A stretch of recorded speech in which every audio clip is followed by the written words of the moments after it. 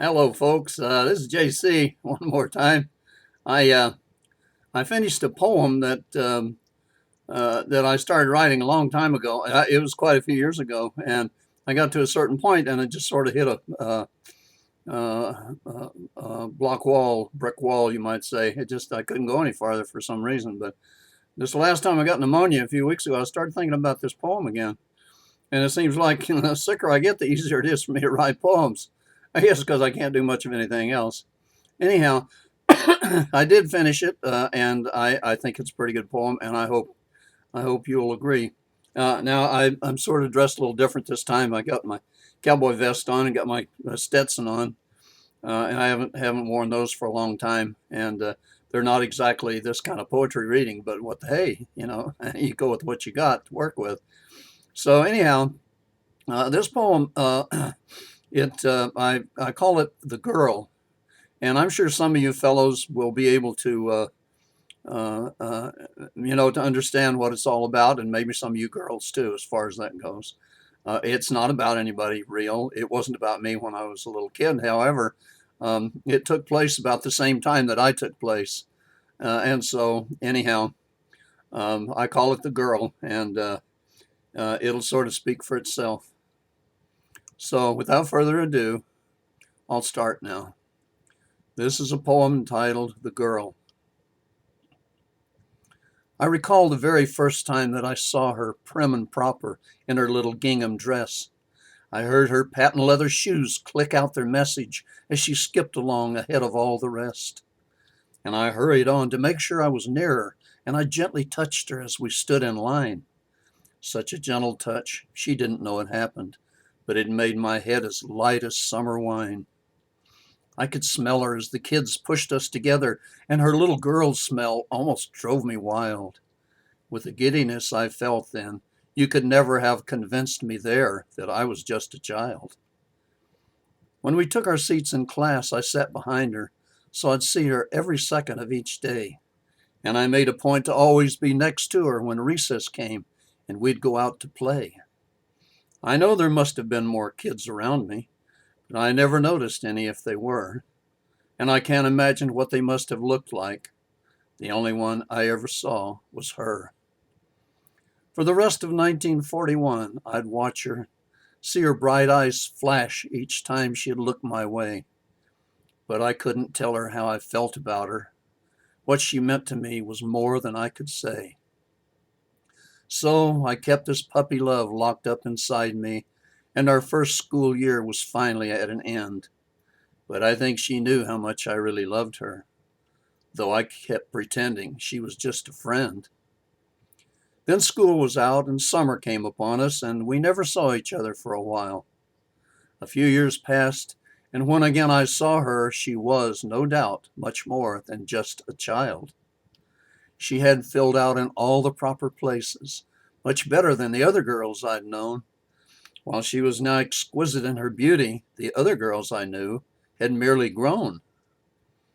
I saw her once when she was downtown shopping, looking for new things for school, I'd say. I said hello, and she reached out and took my hand and said, "What a nice surprise to see you here today." We walked along together and talked of little things. Just knowing she was near me made me weak. To finally be alone with her was like a dream come true, and to feel her touch my arm each time she'd speak. She said there is a party she's invited to tonight. She wasn't sure she'd even like to go, but I might go if you're with me. Like we're on a date. I've never had a date before. It took a while for me to speak, but when I finally did, I told her nothing else could please me more. She gave my hand to squeeze, and with her little smile, she said, "Come by at 6. I'll wait there by my door."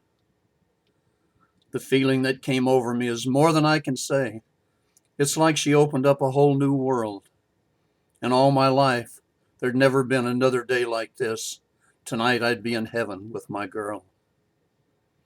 That night I took her in my arms as we danced our first dance.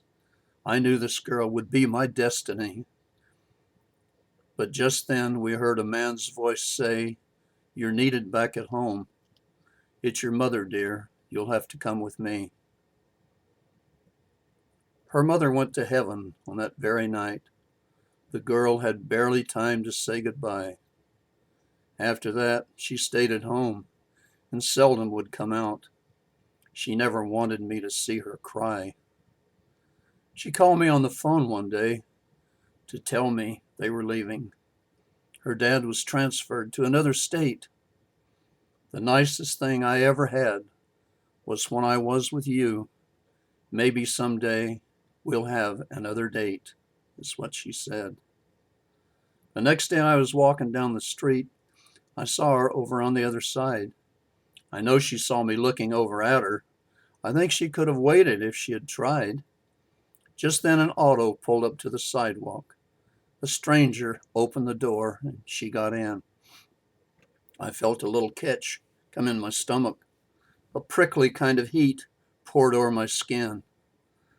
I watched her till the car went out of sight. I hoped she had looked back. I couldn't see. But somehow then I knew this was the end. That love we briefly shared would never be.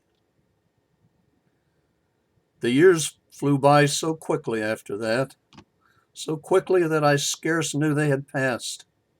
I tried to find someone that I could love, but never found a love I thought would last.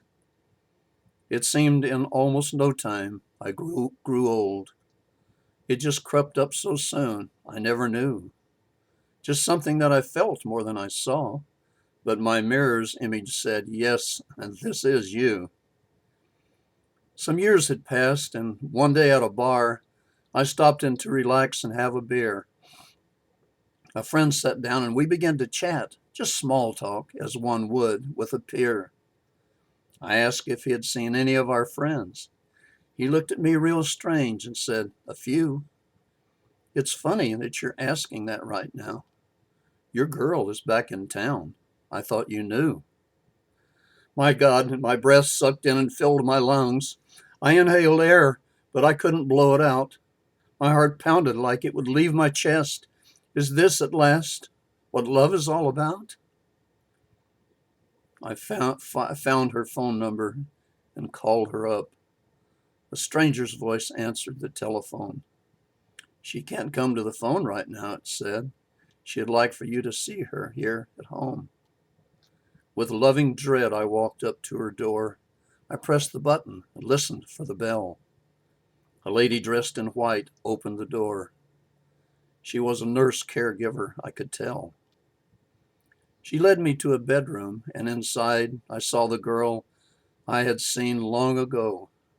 Her beauty stunned me still. I couldn't speak. I remembered then how I had loved her so. I sat down in a chair next to her bed. She took my hand and pressed it to her face. She softly said, "I loved you all those years. I tried some, but no one could take your place." The love from childhood days came flooding in. Again I saw her in her gingham dress and heard her tapping patent leather shoes as she skipped along ahead of all the rest. "I wanted for so long to let you know how very much I loved you all those years, but you were much too perfect for the likes of me. To disappoint you were my greatest fears. We're together now. I'll never leave again. Kiss me so I'll know that we are one. I waited all these lonely years till we could be together. I waited, and I always knew you'd come." I kissed her cheek, but then she pulled away.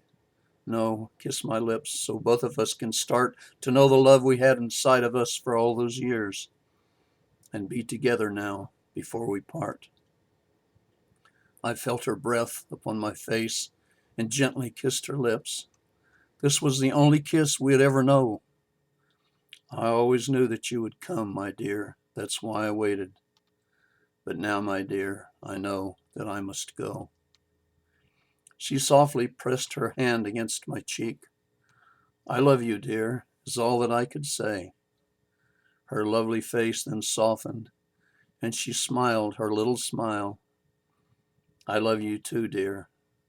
Then she went away.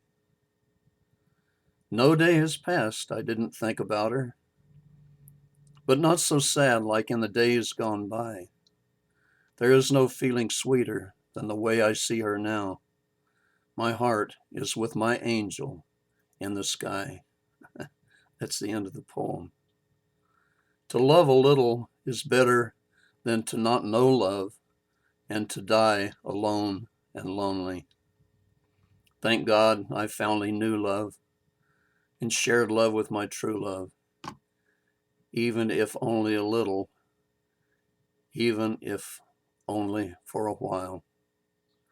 This is JC Sings. This is the girl, and I'll see you down the road if the good Lord's willing and the creek don't rise. Thank you very much.